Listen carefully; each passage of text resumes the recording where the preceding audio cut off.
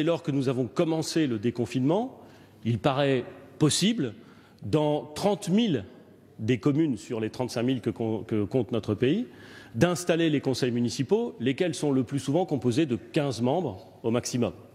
On doit donc, grâce aux dispositions qui ont été prévues par la loi, qui prévoit des méthodes de calcul de quorum plus favorables, qui prévoit la possibilité de porter 2 pouvoirs et pas un seul, être en mesure d'organiser dans de bonnes conditions l'installation des conseils municipaux. Et c'est la raison pour laquelle, conformément à l'avis du comité des scientifiques et sur le rapport adressé à Monsieur le Président de l'Assemblée nationale et à Monsieur le Président du Sénat par le ministre de l'Intérieur, nous prenons la décision et nous avons pris la décision de procéder à l'installation des conseils municipaux élus complètement au premier tour.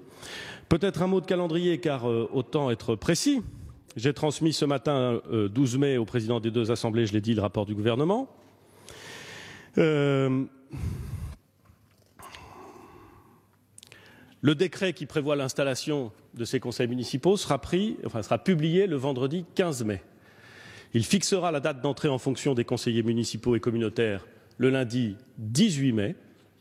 Conformément à la loi du 23 mars, la première réunion du conseil municipal, qui permettra notamment d'élire le maire et ses adjoints, je dis notamment d'élire le maire et ses adjoints, se tiendra dans les 5 à 10 jours après la date d'entrée en fonction des conseillers municipaux, soit entre le samedi 23 mai et le jeudi 28 mai. Autrement dit, mesdames et messieurs les députés, au plus tard le jeudi 28 mai, 30 000 des 35 000 communes françaises auront un conseil municipal installé et un maire et des adjoints élus dans les conditions normales. Et je pense que nous pouvons tous nous en féliciter.